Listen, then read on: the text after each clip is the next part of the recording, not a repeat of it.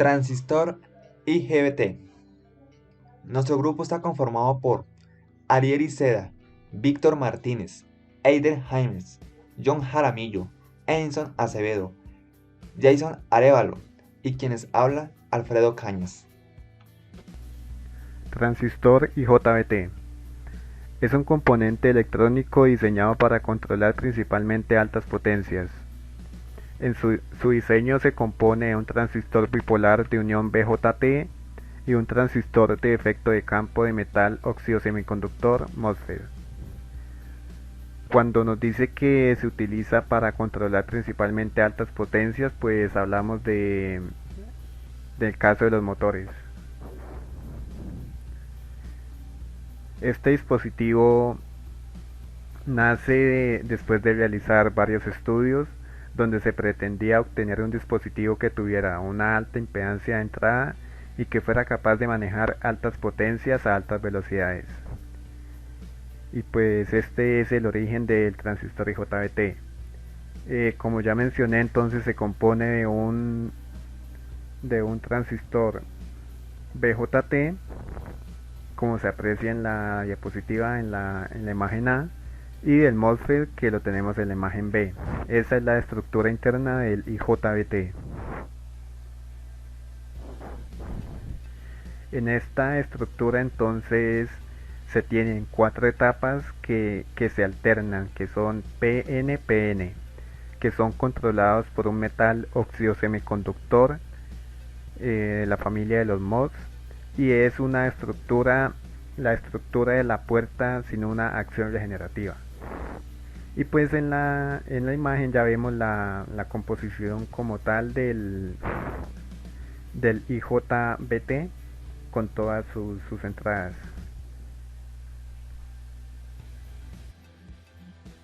Bueno, ventajas del IGBT. Bueno, lo primero es que son circuitos de accionamiento simple. Tienen impedancia de entrada alta, tienen alta velocidad de conmutación, baja disipación de potencia en el escenario, minimizan el efecto del ruido de conmutación de alta frecuencia, tiene también altas corrientes, que esto es muy importante al momento de arrancar motores, ya que los motores tienen picos de corriente muy altos cuando se presentan los arranques de estos. Por otro lado, tenemos la caída de voltaje en estado activo muy baja. Esto es debido a la modulación de conductividad y densidad de corriente superior en estado activo. Bueno, desventajas del IGBT. Lo primero es que tiene un alto costo. Por otro lado, no puede bloquear el voltaje inverso. Tiene problemas de bloqueo y alto tiempo de apagado. La velocidad de conmutación es menor a un MOSFET de potencia y mayor a un BJT. Entonces, ¿qué pasa? Que la corriente del colector que sigue debido a los portadores de carga minoritarios hace que la velocidad de apagado sea muy lenta. Hablaremos sobre la composición interna de los IGBT. El esquema básico de un IGBT de un canal N típico basado en el proceso de MOS se muestra en la figura. Esta es una de varias estructuras posibles para este dispositivo. Se evidencia que la sección transversal del silicio de un IGBT es casi idéntica a la de un vertical MOSFET de potencia, excepto por la capa de inyección P+. Comparten una estructura de puertas MOS similar y región de origen N+. La capa de la parte superior N+ es la fuente o emisor y la capa de la parte inferior P+ es el desagüe o colector. El IGBT tiene un tiristor parásito que comprende la estructura NP-NP de 4 patas. El encendido de este tiristor es indecente en el transistor, pues puede causar daños. Algunos IGBT fabricados sin N+ capa amortiguadora se denominan no perforados o NPT, IGBT NPT, mientras que los que tienen esta capa se denomina IGBT perforados de tipo PT.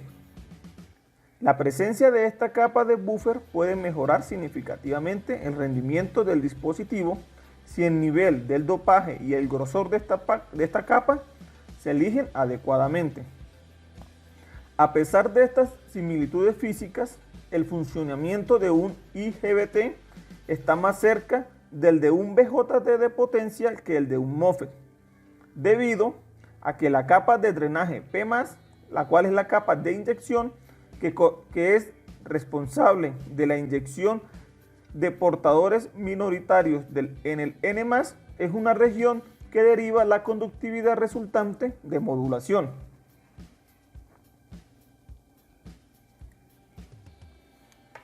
Basado en la estructura, un modelo de circuito equivalente simple de un IGBT se puede dibujar como se muestra en la figura A.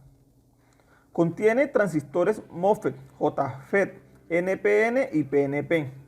El colector del PNP está conectado a la base del NPN y el colector del NPN está conectado a la base del PNP a través del JFET. Los transistores NPN y PNP representan el tiristor parásito que constituye un circuito de retroalimentación regenerativa. La resistencia B representa el cortocircuito del emisor de base del transistor NPN para asegurar que el tiristor no se enganche, lo cual conducirá el enclavamiento del IGBT. El JFET representa la constricción de la corriente entre dos celdas vecinas del IGBT.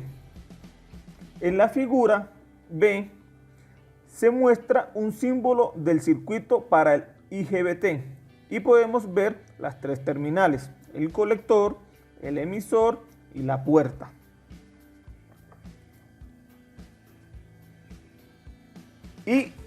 XYS Corporation es una empresa con reputación mundial en la fabricación de semiconductores de potencia de primer nivel, la cual ha desarrollado un IGBT tanto NPT como PT.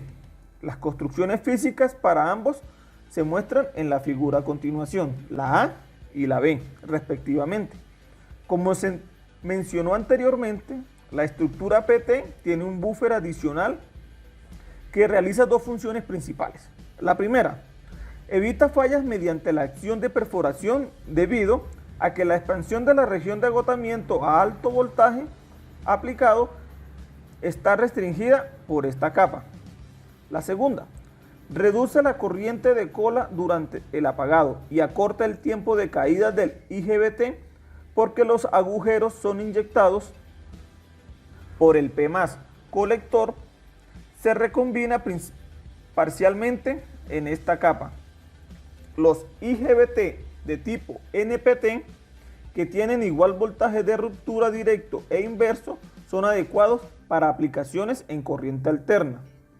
Y los IGBT de tipo PT que tienen menos voltaje de ruptura inverso que el directo son aplicables para circuitos de corriente continua, donde no se requieren que los dispositivos soporten voltajes en la dirección inversa.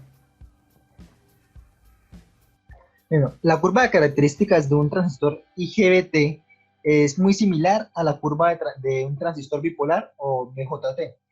Dentro de esta curva de características se encuentran unas regiones de trabajo que son la zona de avalancha, la zona de saturación y la zona de corte. El funcionamiento de esta gráfica consiste en que el IGBT se encuentra bloqueado inicialmente. Eso significa que no existe ningún voltaje aplicado en la puerta. Si un voltaje VGS, voltaje puerta surtidor, es aplicado a la puerta, el IGBT se enciende automáticamente o inmediatamente. La corriente del drenador es conducida y el voltaje del drenador surtidor se va desde el valor de bloqueo hasta cero. La corriente del drenador persiste por un tiempo determinado. A ese tiempo se le conoce como un T-on, que es la señal de la puerta aplicada. Para poder encender el IGBT, La terminal del drenador debe ser polarizada positivamente con respecto a la terminal del surtidor. Y la señal de encendido es un voltaje positivo VG que es aplicado a la puerta. Este voltaje, si es aplicado con un pulso de magnitud aproximadamente entre 15, puede causar que el tiempo de encendido sea menor a 1 segundo. Después de la corriente del drenador es igual a la corriente del IL. Y una vez encendido el dispositivo se mantiene así por una señal de voltaje en la puerta. Para poder apagar este IGBT, se apaga simplemente rompiendo la señal de voltaje en la puerta. El transistor vuelve a su estado inicial de bloqueo y puede tomar 2 microsegundos para una conmutación. Como ya se dijo anteriormente, el transistor IGBT funciona como interruptor de potencia, ya que su compuerta está controlada por voltaje y tiene otras características. Pero partiendo de eso, esa manipulación de la compuerta nos genera unos modos de operación con sus características que tiene también internamente. Estos modos de operación radican de que como el IBJT como tal tiene unas características especiales por la combinación de la ventaja de los transistores BJT y el MOSFET. Una de las cuales es la corriente de base, la cual es inexistente.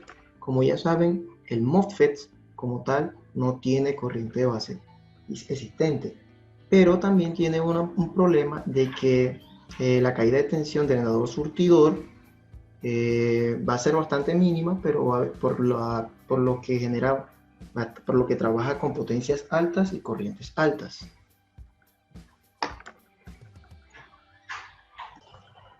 Entonces, el IGBT se diferencia del MOSFET ya que posee una capa de más aquí, capa de más.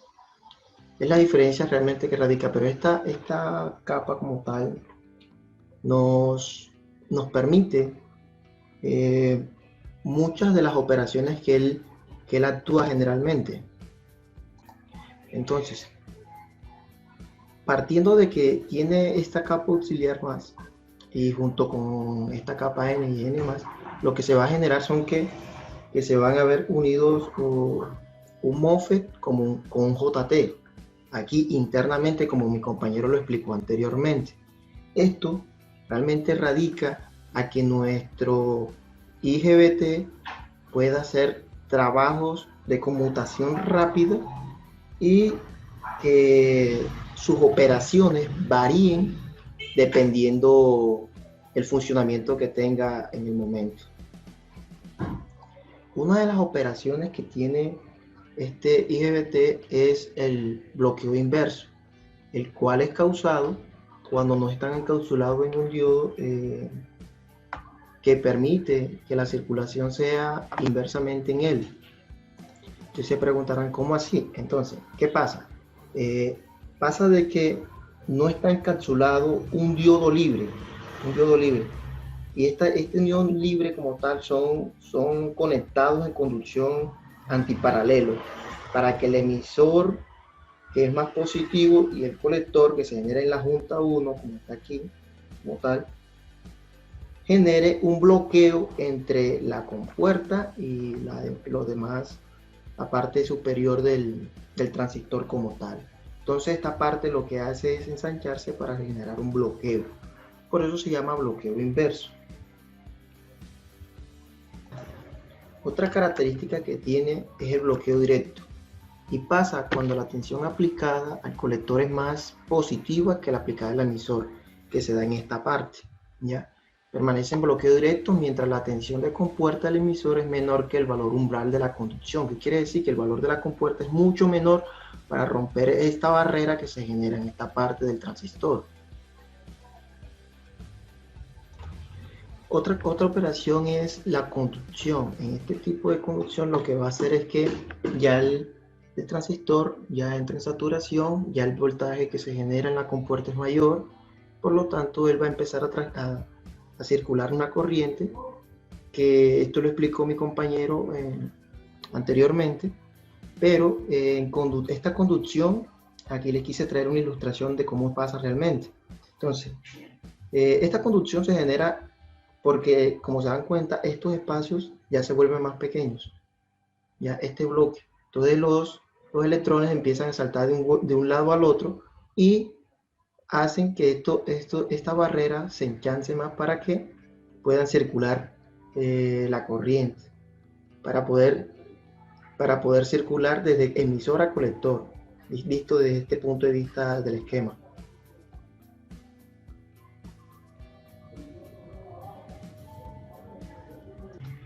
Entonces esto lo voy a explicar más clarito en la siguiente ilustración. Entonces, va a llegar un momento que la compuerta va a romper el valor umbral de la saturación y va a entrar en saturación el transistor como tal. Esta es la zona de saturación, ¿ya? Esta es la zona de avalancha, región de corte inverso, la avalancha inversa.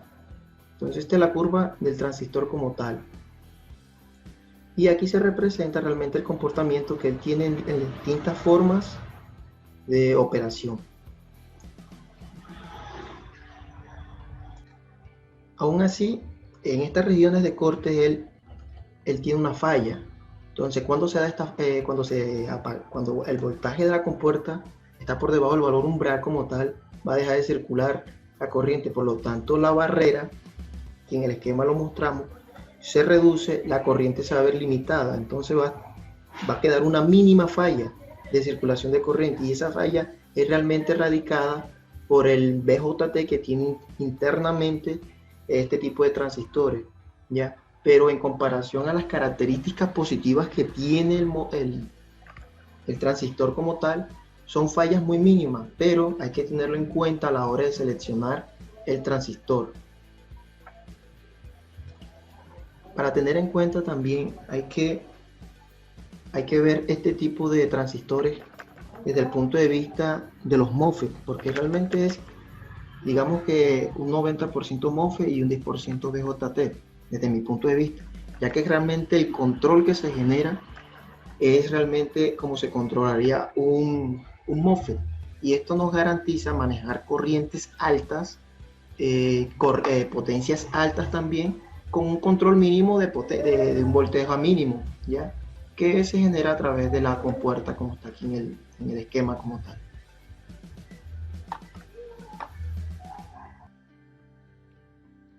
A continuación, veremos cómo utilizar un transistor IGBT como interruptor.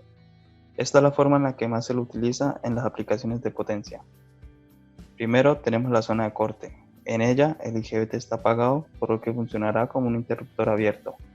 Para apagar el transistor bastará con hacer que el voltaje con puerta emisor, o sea VGE, sea igual a 0 o hacerlo ligeramente negativo, y de esta forma el transistor funcionará en zona de corte.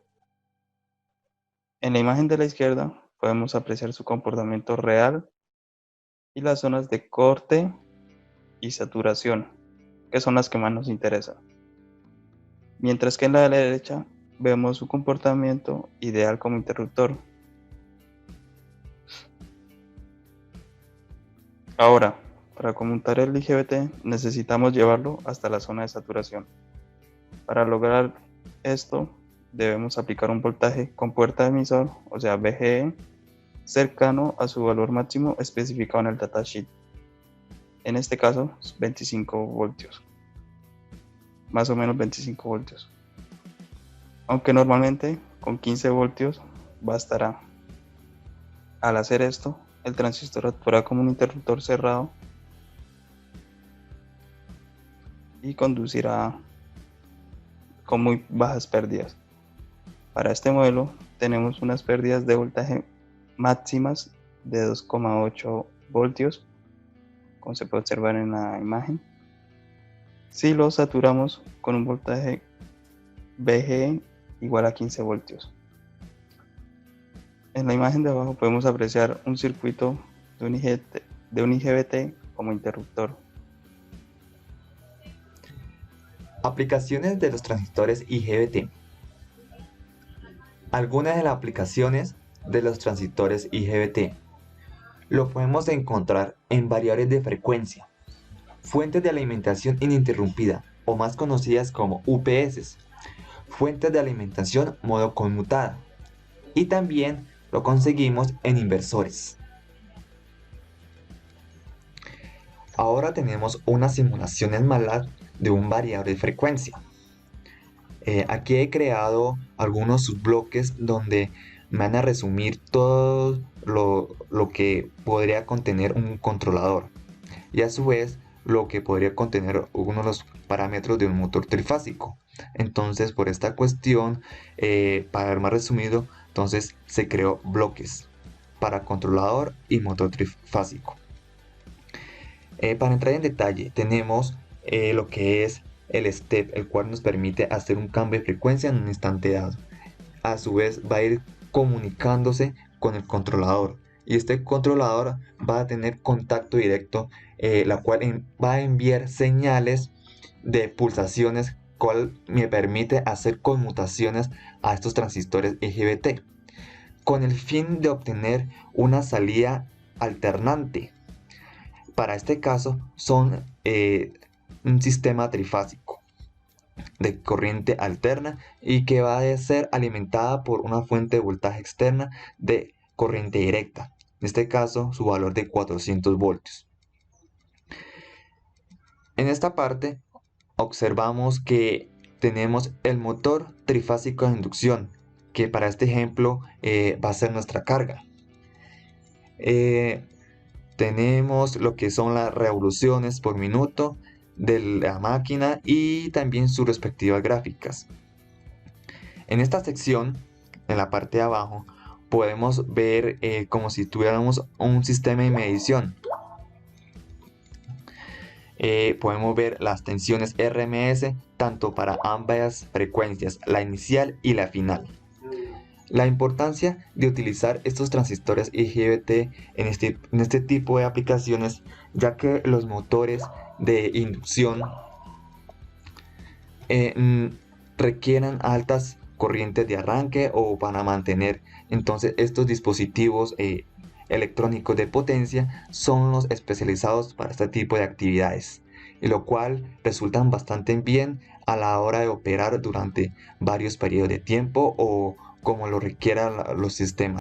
En este apartado tenemos toda la información referente a la bibliografía, la cual se obtuvo la información correspondiente para este trabajo.